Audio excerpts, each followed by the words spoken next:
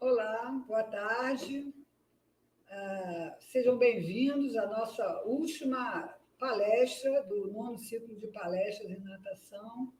Hoje, o nosso convidado vai conversar com a gente sobre atividade física recreativa e competitiva em crianças e adolescentes, de uma abordagem prática, né?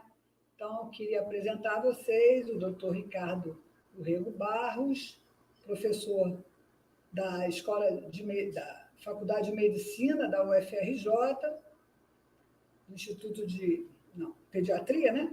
Isso. E aí ele vai se apresentar melhor aqui para não ter gafe.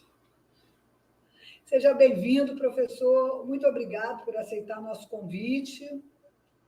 E a palavra é sua. Muito obrigado. Boa tarde a todos. Bem, na realidade, a minha apresentação é muito simples e singela, né? Eu sou Ricardo Urrego Barros, pediatra, faço medicina do esporte há muitos anos. Uma coisa que eu falo sempre, nós temos pouquíssimos pediatras na medicina do esporte no Brasil, que eu coordeno o grupo de trabalho em medicina esportiva da Sociedade Brasileira de Pediatria, tanto vocês veem aqui o logo, né? Isso é uma aula que eu adaptei de um curso para vocês, que eu acho que é uma aula muito prática, e gostaria de mostrar para vocês a primeira imagem dessa nossa aula. Por quê? Isso sou eu, há uns anos atrás, há 2 anos atrás, aqui é o portão de Brandenburg, em Berlim, meia maratona de Berlim, 2019. E eu me perguntava qual era o meu objetivo em 2018. Em 2018, o meu objetivo era completar essa meia maratona. E qual seria o objetivo da nossa aula? Mas antes, eu queria adiantar algo para vocês, que é uma coincidência. Quando a Beth me ligou, eu tinha acabado de ser suspenso de qualquer atividade de corrida, após 40 anos, meias maratonas, mas com artrose de joelho, artrose de coxa femoral, e me deram várias opções, eu não consegui me encontrar. E há menos de 2 meses atrás, eu passei a nadar em mar aberto, lá no posto 6. Estou adorando, uma experiência maravilhosa, principalmente porque eu estou sendo aluno e os professores são muito bons. E você ser aluno e os professores dando uma orientação muito boa em relação a como você vai respirar, como vai ser o seu movimento, como é que vai ser a sua abraçada, a sua nadada, isso é fantástico. Então, o meu objetivo atual está sendo muito suplementado pela natação. Mas, na nossa aula, a ideia é descrever os estágios de desenvolvimento dessas crianças, indicar as atividades físicas adequadas, falar um pouquinho da anamnese, que é o padrão ouro. Eu vou falar um pouquinho também de outro artigo que nós publicamos pela sociedade sobre atividade física e a pandemia, falar também sobre atestado médico para atividades físicas. Então, é bem amplo, mas é uma aula bem prática e eu acho que talvez vocês não se sintam cansados ao final.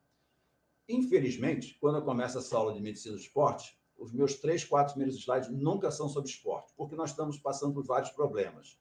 Um pouquinho antes da pandemia, quer dizer, não tem a ver com a pandemia somente potencializou esses efeitos, né? Nós tínhamos já transtornos de ansiedade e fobias sociais em crianças e adolescentes, que às vezes eram muito bem disfarçados, porque tinham convívio em grupo, você fazia atividades coletivas, e eles tinham vínculos inseguros em relação à sua figura parental, se eles tinham uma boa competência esportiva, escolar e pessoal, e estavam no isolamento, que era não excessivo que nós estamos tendo agora, que é excesso de jogos, atividades virtuais. Eles, na realidade, não tinham uma relação real com seus pares. Muitos de vocês são mais novos, sabem que vocês pegam um par de microfones e vocês estão em contato com 30, 40 pessoas na rede, né? E nós tínhamos uma deficiência de natureza, ou seja, não se ia mais para um parquinho, não se corria na grama, não corria na areia, e com isso, depois da pandemia, 2 novos conceitos aportaram. O primeiro deles é o estresse tóxico. O estresse tóxico ele é o oposto exatamente do estresse saudável que nós sentimos, por exemplo, quando corremos, nós temos liberação de endorfina, nós temos uma sensação prazerosa de um exercício. O estresse tóxico ele é exatamente o oposto, é a liberação de hormônios que fazem que você se sinta muito para baixo, muito depressivo e às vezes ansioso. E um outro dado é a chamada infodemia, que é o excesso de informações contraditórias, errôneas pela internet. Então, hoje nós, médicos, em qualquer área, ginecologia, pediatria, nós estamos sendo bombardeados por uma série de besteiras que saem na internet, e vocês imaginam isso na cabeça de uma criança de 8, um adolescente de 10 anos, como é que eles interpretam esse tipo de informação. Então, esse transtorno da geração D, ele simplesmente se transformou num transtorno muito mais forte. E o que nós temos visto em relação, principalmente, às queixas na emergência, procura na emergência em pacientes entre 10 e 18 anos, sintomas tipo cefaleia, náuseas e vômitos, taquicardia, sudorese, falta de vontade de dormir, quer dizer, não consegue dormir, né? E isso, que era uma coisa mais ou menos na faixa de 5% dessa idade, hoje em dia, conforme o próximo slide, eu vou mostrar os estudos que existem recentes, tem o início da infância, são pessoas que são muito inseguras, têm muito zelo pela sua figura e também busca aprovação social através do esporte e parental. Outro lado, a depressão, que é menos explícita que a ansiedade, você percebe. Você percebe, por exemplo, o garoto que vai para dormir e diz, mãe, eu vou dormir 10 horas da noite. E acende a tela azul e fica lá na tela até 2, 3 horas da manhã. É claro que a mãe não está sabendo, porque está lá no silêncio. Então, a ansiedade nunca é vista. A depressão é diferente. A pessoa começa a se tornar tão triste quanto adulto, mas não tão para baixo. Mas você vê que são pessoas mais irritáveis, mais instáveis. Nas meninas, a gente pode ver uma tristeza associada a uma autoestima baixa, e nos meninos é um desafio de conduta, são posturas desafiadoras. Então, ansiedade e depressão são duas doenças emocionais que qualquer profissional vai vencer, não só agora na pandemia, mas principalmente no pós-pandemia. E aqui os estudos que eu trouxe de 2020 e 2021, estudos realizados na Unesp, em São Paulo, mas foi um estudo de 29 centros. Eles pegaram crianças de 6 a 12 anos. Em 2020, esse transtorno de ansiedade é de mais ou menos 19,4%. Já em 2021, que eles, inclusive, aumentaram o número de crianças pesquisadas, subiu para 25%. Então, o que nós temos que lidar? A atividade física ela tem que lidar também com esse transtorno emocional, de tal maneira que o professor de educação física, o personal, qualquer pessoa que esteja em contato com criança e adolescente, saiba da possibilidade de estar lidando com uma pessoa depressiva ou ansiosa. Por que isso? Porque muitas vezes a exigência é grande e esse cliente, esse paciente não está competente para ser tão cobrado como às vezes nós cobramos os nossos atletas dentro da academia, dentro de esportes recreativos. Então, vamos lá. Estágio de desenvolvimento. Primeira fase, que é de conhecer, que é de 0 a 1 ano, né? Os slides que vocês vão seguir são de um grande amigo meu, que nós perdemos, que é o Marcos Brazão. Foi um grande amigo meu, foi a pessoa que eu dei muitas aulas, então sempre faço questão de colocar esses slides que pertenciam a ele. E é importante também para as pessoas que, quando nós fazemos homenagem, citar o nome do homenageado. Porque eu já vi aulas minhas sendo pirateadas e a pessoa não colocar o meu nome, que é uma coisa muito desagradável, né? Então, nós vamos ver a questão da psicomotricidade. Ele vai precisar descobrir o meio aquático, o meio terrestre e o meio aéreo. O que é o meio terrestre e o meio aéreo? Ele cai do sofá, ele cai do berço. Então, a criança começa a aprender que existem limites que às vezes ele não conhece. Então, essa é a primeira fase, 0 a 1 ano. Vamos acompanhando essas fases devagarzinho, tá bom? Aí nós vamos para 1 a 6 anos. Ele vai estabelecer uma coordenação motora final. Vai andar, vai correr, vai pegar, vai arremessar. E agora, no fim de semana, no sábado, eu estava participando de um congresso, que é uma coisa que nós fizemos muito nessa pandemia, e o Márcio Attal está falando exatamente o que eu acabei de falar, andar, correr, pegar, quer dizer, a criança não precisa estar inserida num esporte específico, mas ele corre, ele cansa o pai, ele cansa a avó, ele cansa quem toma conta deles. Então, na realidade, o correr e pegar para a criança, pegar uma bola, arremessar, é muito interessante. E entre 5 e 10 anos, você pode recomendar o início em atividades mais específicas, como natação e ginástica olímpica. Reparem bem esse dado aqui em 5 anos, que eu vou falar uma coisa diferente para vocês adiante. Complementando esse estágio de desenvolvimento, nós temos a terceira fase, que é de 6 a 12, que você já tem iniciação esportiva, você tem conhecimento de todas as modalidades esportivas, mas sem especialização. Isso é um dado muito interessante. Eu que vivo da medicina esportiva no meu consultório, né? No fundão eu já parei, mas no consultório eu continuo. O que a gente vê é que as mães falam, doutor, ele entrou na natação, eu comprei o óculos, comprei tudo, aí passou para o Muay Thai, eu comprei tudo. Não. O mais importante hoje em dia, se você vai fazer uma luta, aluga material, que às vezes com 3, 6 meses essa criança, esse adolescente se cansa e o seu investimento foi à toa, né? Então é importante também, quando nós falamos para os pais que a especialização precoce não é adequada, eles têm que entender que isso aí não é um investimento futuro. É claro, nós estamos falando de crianças com atividade recreativa. Se nós falarmos de competitivo, eu vou falar um pouquinho mais adiante para vocês, nós teremos exceções também a todas essas nossas colocações de possibilidades, né? Na quarta fase, que é 12 a 18 anos, aí você entra na competição, onde todas as habilidades específicas que já são necessárias, como coordenação, motora, velocidade, força, flexibilidade, resistência, já estão lá, são as valências físicas, né? Então, é importante que, a partir de 12 anos. Só que nós temos no Brasil muitas crianças que, com 5, 6 anos, já passam a se dedicar a um esporte X. Ele vai ser competidor. Isso é diferente, porque, por exemplo, nos Estados Unidos e na Europa, você só vai realmente nadar, competir na ginástica olímpica a partir de 10 anos. Até 10 anos, todos eles são submetidos a tratamentos de habilidades específicas. Todas essas valências que nós falamos aqui, velocidade, força, resistência e flexibilidade, vão ser trabalhados para depois essa criança, adolescente, entrar na competição ou treinar para a competição. E assim, após 13 anos de idade, a competição é uma escolha do atleta ou do esporte, mas temos que ter supervisão, que é um dado que falta muito no Brasil. Infelizmente, nós não temos essa possibilidade, né? Aí nós vamos perguntar, e a musculação e o remo? Isso é a pergunta que mais me fazem em todas as palestras, aulas e assim por diante. Na realidade, nós poderíamos, a partir de 8 anos, com supervisão, porque ele não vai usar pesos fixos, ele vai usar pesos leves, pesos soltos. Nós vamos colocá-lo para aprender o movimento, não é para fazer a hipertrofia. Então, ele vai entender que ele está fazendo um movimento, um exercício, que podia ser qualquer outro, karatê, natação, mas só que é uma musculação supervisionada. Infelizmente, você precisaria de um personal, porque você teria que ter pelo menos um profissional, 3 crianças e um profissional.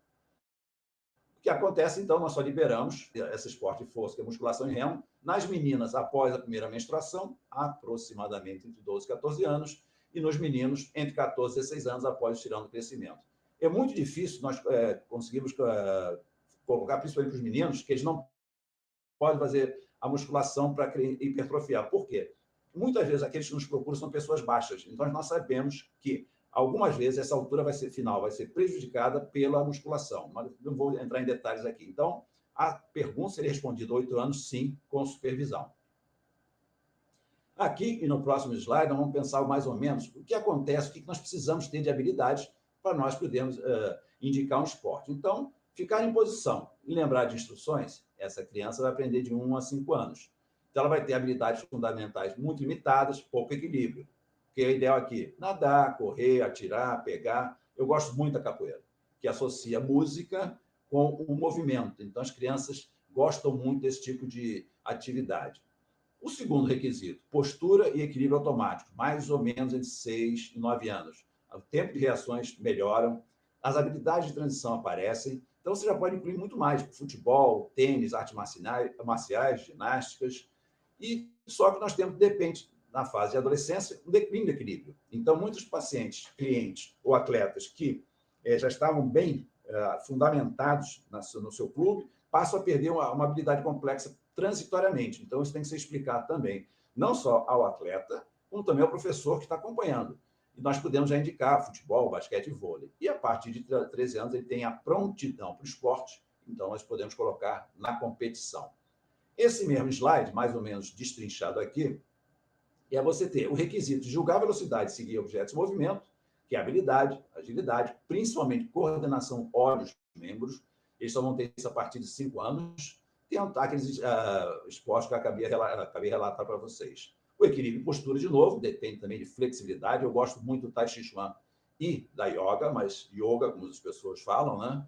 Atenção seletiva e uso de estratégias complexas a partir de 10 anos. Então, você tem muitas opções e eu gosto muito também do Muay Thai, principalmente para aquela pessoa que quer ter uma atividade física aeróbica constante, né? Então, vocês têm, nesses 2 slides, alguns exemplos, né, de valências com a indicação de esportes. Terceiro item, anamnese padrão ouro. Claro que não cabe, talvez, a vocês, seria mais para o médico e tudo, mas é importante lembrar de uma coisa. Na história pessoal, isso aqui é importante a gente saber. Se esse paciente tem tosse ou cansaço de espinéia exercício, se tem algum tipo de dor durante o exercício ou desconforto, hoje em dia, 5, ou a quase 5, é o mais importante de todos. Vocês viram agora recentemente na Eurocopa aquele jogador esqueci agora, o Henriksson, da Suécia. Ele parou em campo, ele morreu. Ele só ressuscitou porque os 2 médicos que estavam lá sabiam trabalhar na reanimação. Então, foi fantástico. Foi um sofrimento para todos nós, mas você vê que ele sobreviveu, mas provavelmente não vai jogar mais, porque na Itália é proibido você participar de qualquer tipo de competição com marca-passo. Mas, então, qualquer exemplo de desmaio, tonteira, não pode ser liberado para esporte ante uma avaliação com o pediatra ou médico do esporte. Qualquer tipo de internação, se ele é um asmático, um diabético, tem febre reumática, e se houve, principalmente na família, alguém com morte súbita, cardíaca, inesperada, abaixo de 50 anos. Então, esse histórico pessoal é para uma criança recreativa, tá? Então, um pediatra faz isso no seu consultório, pode ser no posto de saúde, pode ser à distância que eu digo, não precisa ser no centro principal, se você precisar, nesse primeiro momento, de exames mais específicos. Eu vou falar um pouquinho depois também no atestado, né? A história familiar, não vou falar aqui, mas importante guardar essa história pessoal, tá? Se vocês tiverem um atleta que está nadando e sente um desconforto, especifica o que ele está sentindo. Não dê, você está cansado, não, continua. Muito cuidado. Vocês lembram que, não sei se há 2 ou 3 anos atrás, no Tijuca, morreu um atleta de 13 anos nadando na hora não foi de competição, foi no treino. Muito cuidado, porque hoje em dia a mídia está muito em cima da gente. Basicamente, tem que ser avaliado pressão arterial e frequência cardíaca, nós vamos ver peso e altura, vamos tentar ver se não existe nenhum estigma para síndrome de Marfan, o estágio vitano, e vamos revisar todos os sistemas em qualquer consulta pediátrica, de qualquer cliente pediátrico, né? Importante para vocês, nós temos só nos preocupar na nutrição, mas principalmente com ferro, zinco e cálcio, e a hidratação. Por que hidratação? As crianças elas perdem muito rapidamente líquidos. Então, se você está numa escolinha de natação com crianças, a cada 20 minutos para o treino e dá um pouquinho de água. A primeira hora é somente água, para você, no final daquele treinamento de 1 hora, a criança não está com sede. E essas bebidas isotônicas, com concentração de hidrato de carbono de 6 a 8%, que são os Gatorades, Powerades, somente após 60 minutos de exercício, alternando com água. Existe um grande erro das pessoas tomarem esses bebidas isotônicas já no início do treinamento. Na realidade, só estão engordando. E um outro dado que eu aprendi agora há pouco tempo para repassar para as pessoas, que é o carry-over. O que é isso? São crianças que no final de semana fazem várias competições. Vamos dizer, vai fazer no Clube Marina competição de natação. Então, ele faz a primeira competição às 8, outras 10, outras 3 da tarde. Pode ser que ele acumule uma desidratação leve. Então, é importante hidratar bem nessas competições de fim de semana. E algumas patologias que podem interferir na performance, tipo anemia, ferropenia, que é a primeira coisa que eu peço em qualquer atleta de performance que teve queda de rendimento, é o ferro sérico e a ferritina. E lesões musculares. Mas isso é muito específico, é só para vocês terem uma ideia, né?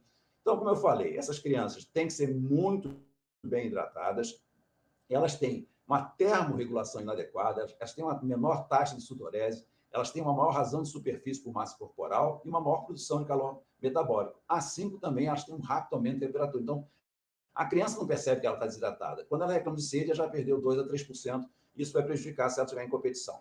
Então, como eu falei anteriormente, líquidos a cada 15, 20 minutos e as bebidas hidroeletrolíticas de 6 a 8% a partir de 60 minutos de treinamento. Os hidratos de carbono são fundamentais, aí já estamos entrando mais na questão da performance, né? Aqueles que querem competir ou querem treinar mais de 1 hora por dia, eles têm uma função específica de ser uma função de fonte de energia imediata, diminui a fadiga, e é importante que a gente dê opções para ele, o que são essas calorias. Eu gosto muito de bananinha, né? Suco de frutas, por exemplo, suco de uva integral, 50 ml, você tem 30 gramas de HC, só que quase nenhuma criança adolescente gosta de suco de uva, é uma coisa muito interessante, mel e tabletes, né? Eu, basicamente, na minha atividade esportiva, sempre como corredor, foram as 2 bananas. Então, você vai em qualquer corrida, o que você vê de casca de banana na largada é impressionante. Mas, para a criança, talvez um suco de frutas, um pouquinho de mel, uma bananinha, seria interessante, né? Em relação às proteínas, nós também temos que avaliar esses atletas, né, que eles têm uma necessidade um pouquinho aumentada por dia, e eles fazem muito uso do whey protein, shakes, barras de proteínas, nós não cabe aqui no escopo da aula, mas fundamentalmente deve ser usado nas restrições calóricas, balé, ginástica olímpica, lutas, hipismo, e principalmente com dietas vegetarianas, crudivorismo, ortorexia, que eu vou falar a seguir. O que seriam esse vegetariano e de todas as dietas que nós temos hoje em dia, né? É uma dificuldade que não só o pediatra, quanto o médico do esporte, quanto o geriatra está vivenciando. Por quê? Virou uma febre. Então, vegetariana, eles não têm carne vermelha ou branca, mas pode ser mista, lacto ou ovo vegetariano.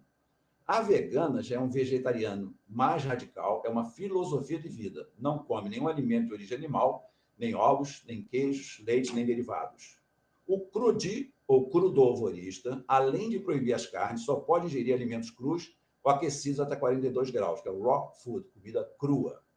Existe agora também o sem glúten, sem lactose, e surgiu muito o plant-based. E nesse curso que eu fiz no fim de semana, a nutricionista e o nutrólogo foram frontalmente contra esse plant-based tipo de dieta, que é foco na alimentação em vegetais e frutas, podendo ser ou não vegetariano ou vegano. Então, vocês vão ler um pouquinho sobre plant-based, já existe há um tempo, mas agora virou a moda.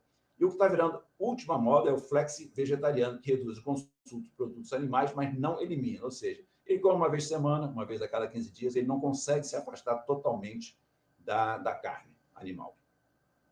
Com relação ao laboratório, basicamente é pedir um hemograma, ferro, como eu falei, ferritina, se puder, saturação de proteína, parasitológico, fezes e urina. Esses exames todos aqui seria só para atleta, não para uma criança que vai fazer atividade recreativa. Recreativa você tem que ver se ela não tem nada diferente para você não ser pego de surpresa, né? Agora, os veganos, vegetarianos e os crudovoristas, nós vamos ter que acrescentar algumas coisas. A proteína total em frações, a vitamina B12, que é um item que fundamentalmente não existe nessa comida vegana, vegetariana ou crudovorista, e talvez a gente tenha que acrescentar alguns outros exames. É só para vocês saberem que é um pouquinho diferente a abordagem desse tipo de nutrição na medicina esportiva pediátrica. Com relação aos benefícios psicológicos, nós temos que vai realmente combater a internet, computadores, jogos, pós-pandemia do Covid-19. O que eu tenho visto na minha experiência pessoal, né? Não dá, nós perdemos a batalha do computador. Nós temos que tentar fazer outras abordagens, porque a partir do momento que ele já usava, o Brasil era o segundo país, antes da pandemia, que mais usava telas. E agora aumentou, está em segundo lugar, mas aumentou mais ainda essa proporção, né? Nós temos, talvez, estipular com os pais e com o seu paciente, com o atleta, uma maneira de se isolar um pouco do celular, principalmente. No celular você tem tudo. Então, eles podem ficar tranquilos no seu quarto, em algum lugar, só jogando, só acessando redes sociais. E, na realidade, o esporte ele tem a intenção de melhorar a satisfação pessoal, sociabilizar, fazer atividades em grupo, que nós perdemos muito, simular objetivos de vida. E aqui eu lembro uma entrevista que eu dei para o Esporte Espetacular muitos anos atrás, me perguntaram sobre os benefícios do esporte, eu falei isso, um deles foi esse, e quem falou também junto, só que eu não sabia que estava sendo entrevistado, era o Zico e o Bernardinho, que falaram exatamente a mesma coisa. Se você tem uma competição de natação, que não é uma competição, uma disputa de natação, e tem 8 pessoas nas raias, os 8 levam medalha. Você não está competindo, não tem que ter o primeiro e segundo. Só que, infelizmente, no Brasil, isso é um sonho. Infelizmente, você cobra de tudo e de todos, né? Também eles têm que aprender errando, corrigir, implementar o que está errado sem pressão, cuidar para não haver pressões e expectativas não realísticas, e aí vem um item que lá nos Estados Unidos é muito interessante, é Sports First, Kids After, quer dizer, eles estão pensando muito mais no patrocínio, no técnico que vai ficar famoso, e não no atleta que vai sofrer todas as pressões. E o transtorno de déficit de natureza, que eu falei anteriormente, que é falta de contato externo, esse paciente fica muito em casa, né? Com relação ao atestado médico, isso talvez vocês tenham que tomar muito cuidado. Na época que eu participei da Câmara Técnica de Medicina Esportiva do CREMERGE, nós encontramos um atestado de um ginecologista para um homem, de que ele estava bem, que é uma coisa muito interessante, né? E claro que esse ginecologista foi punido, ele não examinou esse homem, ele se deu um atestado. Então, o atestado médico, ele se fundamenta no seguinte: atividade física é definida como qualquer movimento ou atividade corporal capaz de demandar gasto calórico. Pode ser brincar de pique, pode ser caminhar, pode ser soltar pipa. Já o exercício físico é definido como uma atividade física programada, sistematizada e repetitiva, com o objetivo de melhorar a aptidão física e promoção de saúde. Então, aqui nós estamos no recreativo. Aqui ainda está no recreativo, mas já com a sistematização. Iniciação esportiva é exatamente a questão das escolinhas de iniciação esportiva. Temos natação, danças, educação física escolar. E o esporte lazer é um conjunto de exercícios submetidos às regras de diversas modalidades, mas sem visar desempenho e competição. Qualquer um que a gente pense em termos de futebol, basquete, então ele visa bem-estar, alegria, recreação pura e uma face lúdica, né? Os médicos têm que, pelo menos, fazer aquela anamnese minuciosa, um exame físico do paciente. Então, é importante que vocês, profissionais de educação física, professores, vocês se certifiquem de que vocês estão recebendo um atestado que não seja burlado, né? Você, para crianças para atividades lúdicas e recreativas, pelo menos uma avaliação clínica, o pediatra pode fazer isso, pode ser no consultório, no ambulatório, no posto de saúde, mas tem que realmente fazer aquela anamnese básica, né? Se houver algum sinal, sintoma sugestivo de cardiopatia, ele não pode participar de exercício se não for encaminhado antes a um cardiologista. E esse médico emite o atestado e especifique para qual atividade ele está liberando. Se ele está liberando para esporte de natação, esporte aquático, esporte de luta, então isso é importante também ser colocado. Com relação aos exames complementares, eu não vou falar muito, mas hoje em dia, a única coisa que o médico geral, pediatra, pode pedir, se ele estiver muito preocupado, é um eletrocardiograma. Os demais, só o cardiologista, se houver uma suspeita clínica de alguma cardiopatia. Muito bem, e chegamos aí à pandemia do Covid-19, né? Isso aqui é o grupo de atividade de trabalho e atividade física, do qual eu sou coordenador da Sociedade Brasileira de Pediatria, e eu não lembro exatamente se foi julho ou outubro do ano passado, nós colocamos essa nota de alerta para exatamente para pediatras, professores de educação física e para pais e para o próprio criança e adolescente, e o que eles deveriam fazer com a segurança, né? Então, a anamnese que eu tinha falado com vocês anteriormente, que era o padrão ouro, aqui fica um pouquinho diferente. Você tem que perguntar, alguém teve Covid desde março de 2020, na família ou amigos próximos? Como foram os sintomas? Foram uma pessoa que não teve grandes sintomas, só uma coriza, uma dor de garganta? Foram realizados exames para confirmar? Vocês fizeram medida de isolamento? Que atividade física praticava? A pandemia do sedentarismo, excesso de telas, e a pandemia do isolamento social, o estresse tóxico, que eu expliquei para vocês anteriormente. Então, esses são dois dados que a gente tem que realmente perguntar também na anamnese. Rapidamente, só para vocês entenderem que esse atleta que teve Covid, ele não é um atleta comum. Não sei se vocês lembram, na época, mais ou menos, que ninguém sabia nada, que os estádios de futebol estavam todos fechados, muitos atletas retornaram à atividade, mas com uma performance muito abaixo, principalmente no futebol. Depois veio-se descobrir que essas pacientes ainda tinham sintomas respiratórios e não estavam totalmente curados. Então, no final, eu vou explicar para vocês mais ou menos uma regrinha para vocês ficarem mais tranquilos em relação a quando liberar ou quando receber esse paciente depois do Covid, né? O corredor, ele relata sempre uma fadiga persistente. O nadador, ele relata muita dificuldade respiratória em relação à sua performance anterior. E estamos falando aqui de pessoas, atletas amadores, não estamos falando de competitivos. No aparelho respiratório, vocês têm que ter muito cuidado, porque os casos leves a moderados, você vai liberar 2 a 3 semanas após o término de sintomas, ou seja, mais ou menos 21 dias do último dia de sintoma. Os casos graves você não vai liberar de jeito nenhum. E nós temos que ter muito cuidado, quem lida com crianças, que tem pacientes que já têm doenças pulmonares pré-existentes, tipo asma, bronquite, rinite. Então, respiratório, casos leves, vamos liberar com 21 dias, parte respiratória. Se nós falarmos do aparelho musculoesquelético, que vocês têm muita mialgia, você tem artralgia, você tem fadiga associada, e aí vem um macete para vocês. O retorno seria um retorno gradual, com exercícios leves, tipo 50%, 30%, 20% e 10%. Ou seja, em 4 semanas. Na primeira semana, ele vai fazer o exercício 50% do que ele vinha fazendo anteriormente. 30%, 20%, 10%, até chegar à sua carga normal. Isso totaliza 4 semanas, e você tem um paciente que teve Covid, com sintomatologia musculoesquelética, que não vai ter problemas futuros. Lembrar também que sedentarismo, nesse período, o que aconteceu? Meus fisioterapeutas, né, eles dizem que o número de pessoas idosas que tiveram sarcopenia, perdas importantes de musculatura, né, pessoas que já não conseguiram andar com certa facilidade, então lembrar que o sedentarismo também, em criança e adolescente, vai aumentar o risco de lesões musculoesqueléticas no retorno à atividade. Com relação ao sistema hematológico, isso é uma coisa mais discutida entre pediatras, e realmente é difícil, né, você detectar todos esses fenômenos que nós tivemos, com dedímero, com uma série de coisas, já no meio da pandemia. Nós temos que ficar muito atentos à hipercoagulabilidade e à trombose, a TVP, que é a trombose venosa profunda, né? Na França, a incidência entre adultos foi 16,7, na Alemanha, 27, nos Estados Unidos, somente 3,3.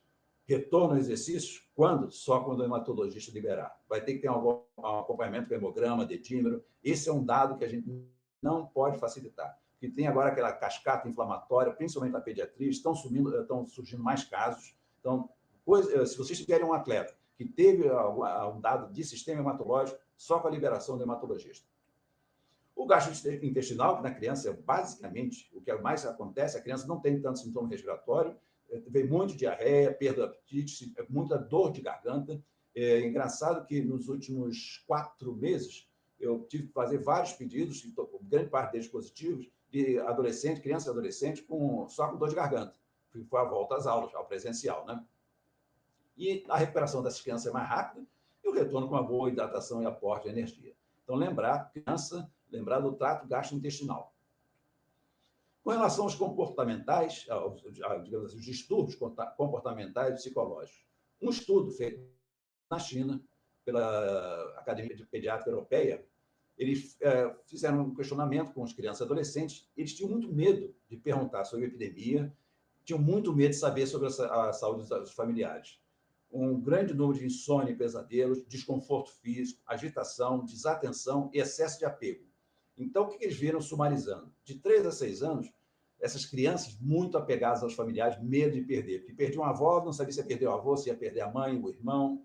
De 6 a 18 anos, uma desatenção, perguntas constantes e repetitivas. Então, o que eu quero mostrar com esse estudo, como eu mostrei lá no primeiro slide? Que a parte emocional também está batendo muito, ela está sendo, assim, às vezes negligenciada, e ela tem um comportamento muito importante no retorno à atividade de escola, social e também da atividade esportiva.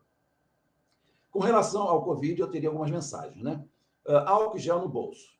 Eu nunca vi, nos últimos 3 meses, quer dizer, nunca vi não, talvez 10% de adolescentes com álcool gel no bolso, álcool líquido. Máscaras, até que estão usando, lavagem de mãos quase não estão usando, distanciamento social é um problema, porque no recreio, se a escola não for bem punitiva, eles todos baixam a máscara, se abraçam, comem o mesmo sanduíche, está difícil. Para vocês, a presença dos pais e acompanhantes na atividade física talvez seja questionável, porque é mais uma transmissão. Ver o tipo de esporte ambiente, hidratação individual, nós temos que saber que essa criança pode se hidratar facilmente, propor atividades físicas de intensidade moderada, potencializar melhor o sistema imunológico, e algumas sugestões. Agora, skate virou moda, né? Quem passa em qualquer lugar é skate, agora viralizou uma criança de 1 ano de fraldinha e chupeta andando de skate, né? Capoeira, que eu sempre, como falei, gosto muito, corridas, frescobol, tênis de mesa, ping-pong. E aqui é o tal artigo que eu falei, que foi publicado em 17 de junho de 2020. Como possibilitar que crianças e adolescentes pratiquem atividades físicas com segurança pós-quarentena da Covid-19. É do grupo da Sociedade Brasileira de Pediatria. Seguindo, ainda com a Covid. Cada paciente que tem a Covid é único. Lembrar que pode ter sintoma hematológico, gastrointestinal, respiratório. O retorno à atividade física pós-Covid-19 deve ser baseado numa abordagem sistêmica e também laboratorial. O retorno deve ser gradual, com 50%, 30%, 20%, 10% da carga normal, ou seja, no mínimo 4 semanas para você voltar ao seu estágio de treinamento anterior. Outro dado importante, acompanhar por 3 a 6 meses pós-aparecimento de sintomas. Sempre, pelo menos aos 6 meses, ou preferencialmente uns 2, fazer um acompanhamento clínico, com o pediatra ou com o clínico geral. Lembrar que estabilidade, equilíbrio, força foram bastante prejudicados na pandemia. Então, existe uma grande perda muscular. E, em alguns casos, consulta com o fisioterapeuta para avaliar as valências acima descritas. Eu diria até que o fisioterapeuta se transformou na pessoa mais importante na pandemia e também, como você já sabe, esportiva, o profissional de educação física, o fisioterapeuta, tem que ser mais valorizados, né? Eu, como atleta amador frustrado, eu estou sobrevivendo às custas do meu fisioterapeuta e agora da natação. Então, acho que é importante também nós valorizarmos aquele profissional que está ao nosso lado, que muitas vezes a gente não tem essa habilidade ou essa sensibilidade de valorizar o seu trabalho. Aqui, importante, é uma posição ainda não publicada em 2021 da Sociedade Brasileira de Medicina do Esporte. Se você teve um COVID assintomático ou só com sintomas presumíveis, o prazo de retorno é pelo menos 2 semanas. Lembra, nós colocamos 3 semanas. Questionar sobre síncopes, tonteiras, palpitação, dor torácica. Se ele já for um sintomático moderado, que teve febre, tosse, teve que ficar em repouso, mas sem hospitalização, ele vai poder, talvez, retornar 2 semanas pós-repouso, pós-cura, mas tem que ter uma avaliação médica, tipo um eletro e um eco. O sintoma grave de hospitalização é o protocolo para miocardite, que não cabe aqui nosso, mas basicamente você fica afastado quase 6 meses a 1 ano. Mensagens finais, desculpe. Crianças e adolescentes devem praticar atividade física diária por pelo menos 60 minutos, de leve a moderada intensidade. Atestados médicos para atividades recreativas podem ser liberados pelos pediatras após uma boa anamnese, como eu sempre falo para vocês, o exame físico, não necessitando de nenhum exame complementar cardiológico. Lesões musculares e osteoarticulares são frequentes e pouco valorizadas pelos pacientes, pelos pediatras, pelos pais. Ah, isso é dor boba. Muito cuidado. Às vezes a criança está reclamando de uma dor muscular e ela já está com a lesão grau 1 ou grau 2. Estimular atividades físicas e contato com a natureza, que é o transtorno do déficit de natureza. Tentar racionalizar o uso de telas. Algumas escolinhas de esporte devem ser encorajadas em idade mais precoce. Aí eu volto àquele slide que eu coloquei, que a escolinha de natação seria aos 5 anos. Não. Hoje em dia, nós já sabemos que 1 ano é ideal. Eu coloco aquilo para exatamente fazer esse contraste do que a gente pensava, do que a gente pensa agora. Então, natação, até pela sobrevivência, que nós vivemos num meio que tem muita água, pode ser indicado através de 1 ano e é um exercício lúdico fantástico. Orientar pacientes crônicos sobre os benefícios das suas atividades físicas. Aí eu volto para vocês. Qual era o meu objetivo? Aqui, em 2017, era terminar os 21 quilômetros de Florianópolis. Eu terminei inteiraço. E aqui, em 2019, a minha maratona de Berlim, que, graças a Deus, foi minha despedida em grande estilo, né? Então, eu me sinto muito feliz de ter atingido o meu objetivo. E vou ficar muito mais feliz se eu tiver atingido o objetivo de ter passado alguma coisa para vocês. Obrigado.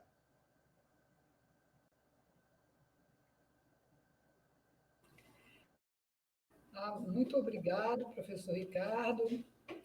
Achei bastante interessante. Só podia ter explorado um pouquinho mais a natação, mas...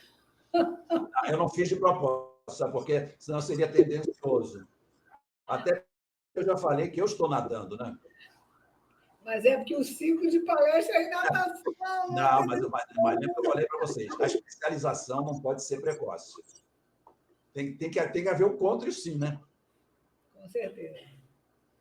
Sim, mas é importante, né? A criança experimentar de tudo um pouquinho para poder ir desenvolvendo toda essa, né, coordenação, equilíbrio, velocidade, né, destreza. É importante, né? Mas olha, Beth, você falou uma coisa interessante. Minhas filhas, uma está com 38 e outra está com 35. Elas entraram para a natação com 6 meses, lá atrás. Porque naquela época você era indicado até para a questão do respiratório, né? Então, e depois teve uma recomendação internacional, anos depois, dizendo que não, só precisa ser a partir de 5 anos. E agora já voltou, está sendo a recomendação de 1 ano. Então, todas as flutuações também dependem do local que você vai fazer. Eu tive uma mãe, ela falou que, olha, doutor, eu sempre tive cuidado com minha filha, ela não deitava no chão, ela não fazia isso e aquilo. Levei numa escola de natação, o professor pegou, chamou o água da piscina e cuspiu na criança. Quer dizer, ele não teve sensibilidade. Ele queria acostumar a criança com a água. Ela falou, meu filho, olha só, eu protegi minha filha de tudo. Você joga da sua boca essa água.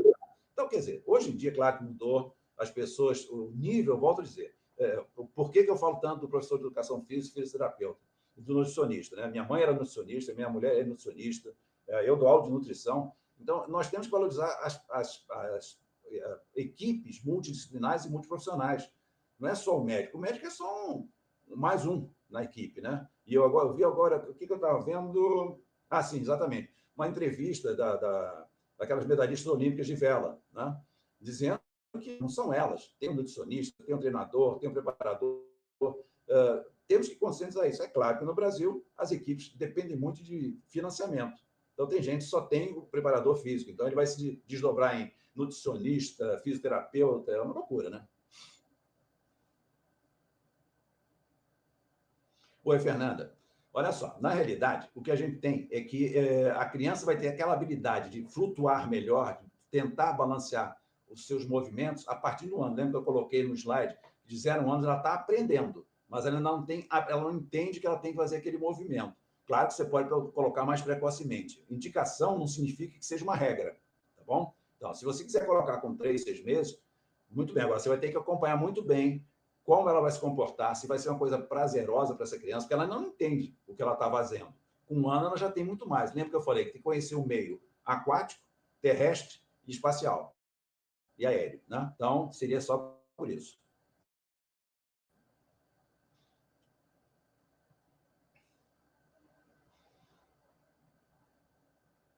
Muito bem, Guilherme, vamos lá. Musculação, né? O que acontece, né? Eu indiquei a partir de 8 anos. 8 anos seriam 3 vezes por semana, não mais do que 30 minutos, não mais que 15 repetições de pesos leves. O que a criança precisa é de fazer o movimento de uma tal maneira que ela aprenda o que ela está fazendo. A habilidade ela tem que ser treinada muitas vezes. Você sabe que tem pessoas que têm... como é que é? São natos, têm habilidades natas e outros não. Eles têm que aprender, eles têm que, muitas vezes, repetir o movimento. Então, aquele treinamento que eu falei para vocês, a partir de 8 anos, seria 3 vezes por semana, pesos não maiores que 15 quilos, ou seja, o que a criança consiga aguentar, e não mais que meia hora, e também seguido de atividade aeróbica. Não pode ser somente peso. Agora, tem que ter uma supervisão. Tá? Eu não estou mais em academia, mas eu cansei, eu fazia academia cedo. Nem tão cedo nunca vai nenhuma criança ou adolescente. Quando eu ia ocasionalmente à tarde, eu saía de aparelhos que eu fazia com 40, o garoto que tinha feito antes era 120, 150. Eu ia, professor, vem cá, você passou 120 para ele? Não, passei 80. Quer dizer, o atleta está lá e faz o que ele quer. É muito perigoso. Agora, de supervisão, perfeito. Aí, outro dia me perguntaram sobre crossfit para criança. Eu acho ótimo, perfeito. Você tem que ter nenhum exercício de força, né? Você vai ter a mesma... Ele vai ter que pular, correr, escalar, mas tudo sem nada de força, nenhuma mobilização de força da criança. Então, se tiver uma boa supervisão, excelente. O problema é supervisão.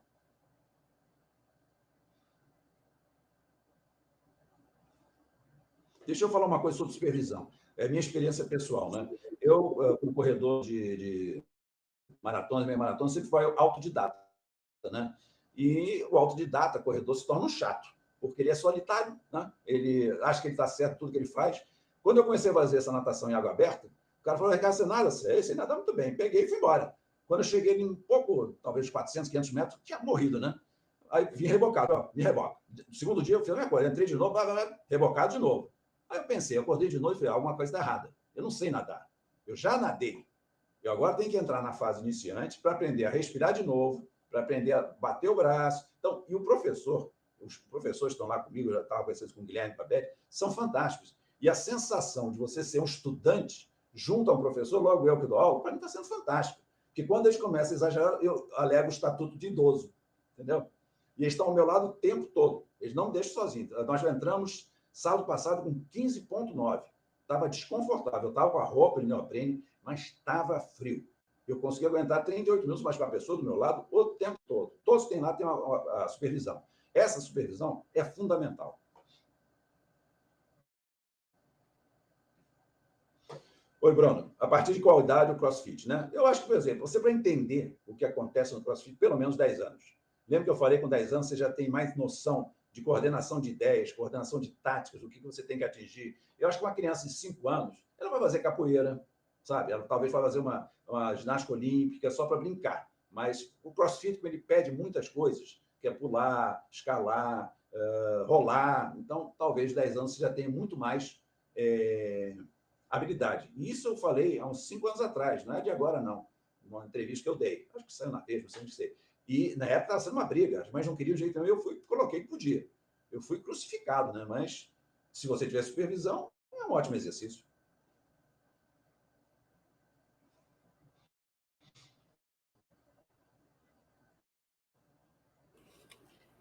Pessoal, mais alguma pergunta aí? Aproveita para tirar dúvida, hein? É a hora é essa. Guilherme, alguma coisa aí sobre treinamento? Oi, Beth. Não, com pergunta eu tenho, mas eu queria que o pessoal participasse, né? Ué, Não fica o nosso monólogo aqui, pô. mas se ninguém perguntar e se você tem dúvida, não pergunta também. Não, na verdade não é uma dúvida, é um ponto para discussão. Vamos lá.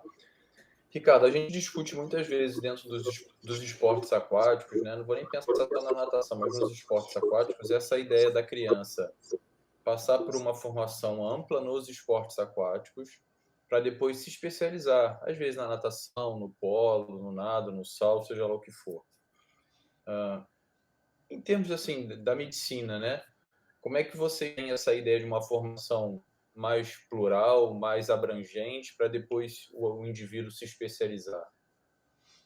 Eu tenho muito paciente, atleta, né? Eu tenho o pessoal todo de futebol do Botafogo lá de Niterói e tem o pessoal do Tijuca de natação. Então, tem vários opostos, né? E são mais ou menos iguais na resposta que eu vou te dar.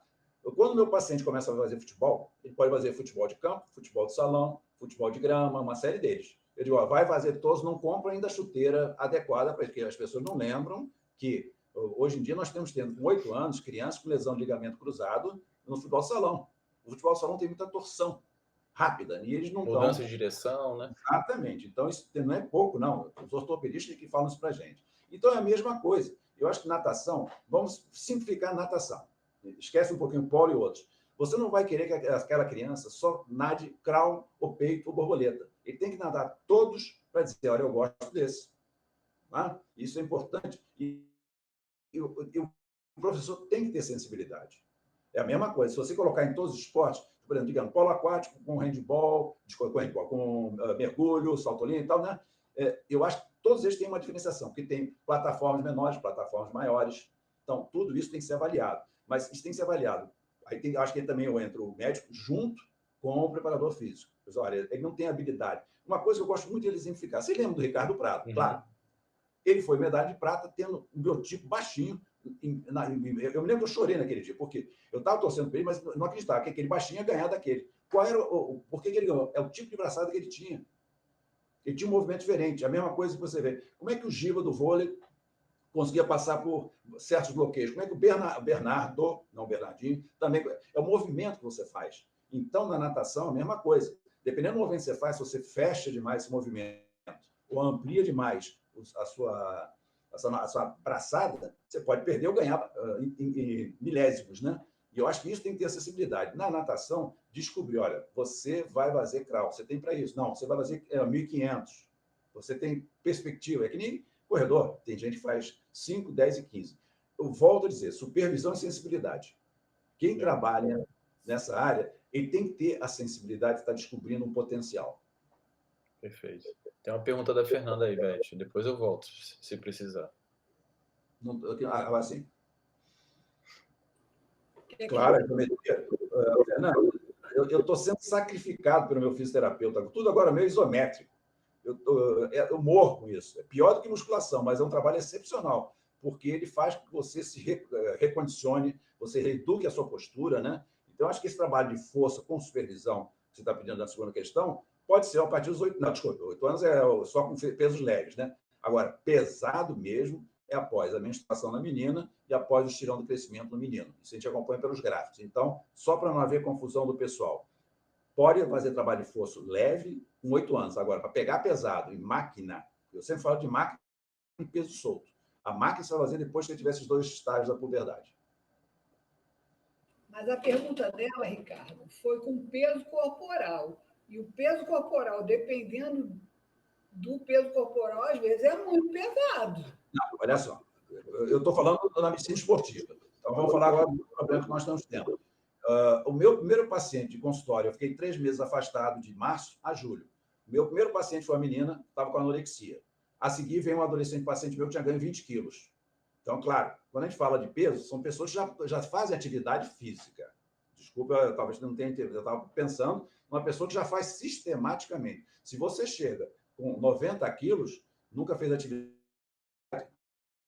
não vai ser possível. Né? Então, eu volto a dizer, sensibilidade. O problema também é que, às vezes, esse atleta, entre aspas, ele pressiona tanto o professor, pressiona a academia, que tem que fazer e tal, pressiona os pais, e a pessoa se sente constrangida. Mas aí, no caso, não. Realmente é o peso de uma pessoa que vem fazendo esporte de uma maneira constante. Não é um atleta competitivo, mas é um atleta recreativo que faz atividade constante. Então, você recomenda começar com pesos leves, soltos, mas nem sempre com peso corporal, porque dependendo... Não, exatamente. Punho, inclusive, né, dependendo se é uma elevação... Na realidade, eu estava raciocinando em termos daquele que faz já de rotina. Eu estava na pandemia e saí, o meu raciocínio seguiu a pandemia. Né? E realmente é o que a gente tem visto. Vocês devem estar vendo também, o excesso de peso foi uma coisa absurda. Né? E uma coisa importante que eu queria passar para vocês, que eu agora vou passar a dar aula sobre obesidade, estou muito envolvido com esse projeto. Nós temos que sempre não crucificar o obeso. ele não tem culpa de se tornar obeso. Então, com todo respeito, vocês não vão sacanear uma criança ou um adolescente obeso que está no meio de outros garotos. Então, é importante que o professor elogie, não elogiar no sentido de massacrar, mas não massacrar para baixo.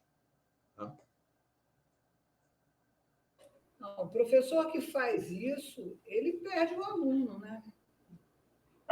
Se ele vai fazer, vai debochar do aluno, vai tirar sarro do aluno, ele perde o aluno. Tá, é um negócio difícil. Quer dizer, bullying, né? É bullying. Nesse curso que eu estava fazendo internacional de obesidade, eles colocaram um slide, só depois eu vim entender, que o iFood, no mundo inteiro, ele teve um lucro enorme. Por quê? Quando você liga para o iFood, você não pede brócolis, espinafre, não, você pede cachorro-quente, hambúrguer, pizza. O meu vizinho aqui, eu não sei como é que ele come tanta pizza. É demais, não vou nem falar. Mas, então, quer dizer, é um negócio milionário envolvido. Agora estão se criando algumas como é que é? Deliveries de comida saudável. Não estou dizendo que você não pode comer pizza, mas as pessoas exageraram. Né?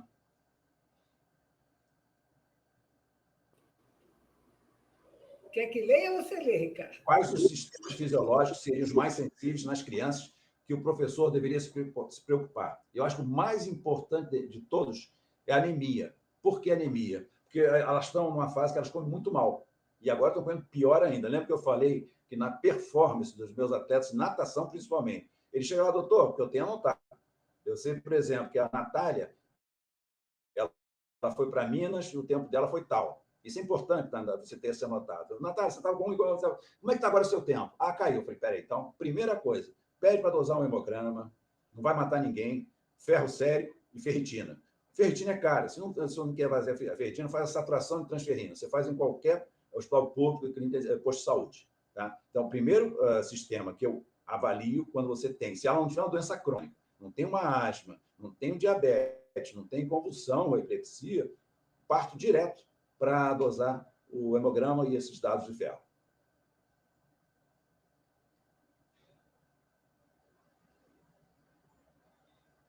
Que, na verdade, é bom você falar um pouquinho mais. Lembra que a gente aqui é de educação física, porque, na verdade, o sistema sanguíneo, né, ele vai ser importante para levar o oxigênio, né? Claro. Isso é importante, por isso é que ele está dando assim, tanta importância a essa anemia. Quer dizer, uma criança, um jovem... Não é anemia. É interessante. Eu quase nunca vejo anemia, eu vejo ferropenia. Então, se você pegar no momento ideal, que é logo no início, que é o primeiro depósito, né, você melhora essa performance rapidamente. Você faz uma correção de 3 meses com ferro. Né? Mas é importante também a nutrição. O que eu converso muito com, principalmente nadador, já que você está falando tanto nadador, às vezes o professor não interrompe a aula para eles fazerem um lanche, para hidratarem. Está errado. Tem que ter um mínimo. Né? A pausa pode ser, não precisa ser 20-20, mas pelo menos 30-30. Né?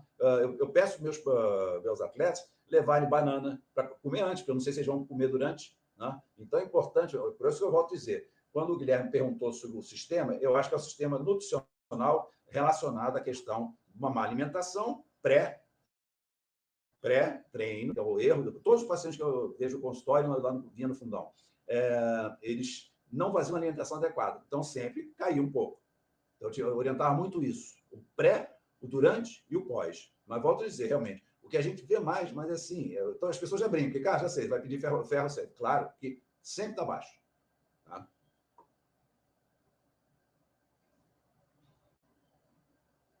Bem, pessoal, alguma dúvida? Desculpe, eu estou com uma obra aqui.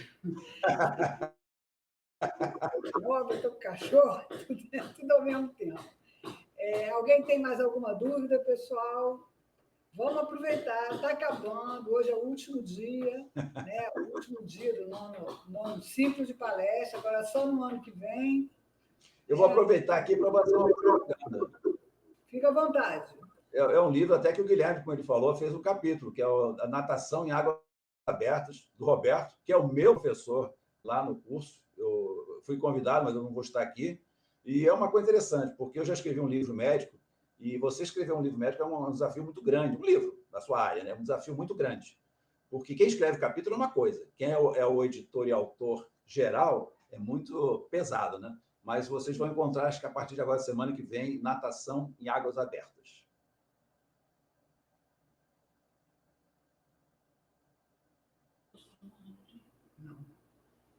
Então, gente, mais alguma dúvida? Se não tem dúvida, a gente vai agradecer. O Guilherme está lembrando aí para o pessoal pegar o certificado lá no site, né? A gente agradece a presença de todos, agradecemos a presença do doutor Ricardo. Achei bastante interessante, bastante elucidativo. Eu acho que bem simples, inclusive, de entender. Eu acho que o pessoal aproveitou bastante a sua palestra. Obrigado. Gente, muito obrigado pela presença e até o próximo. Uma boa tarde. Boa Feliz tarde. Natal!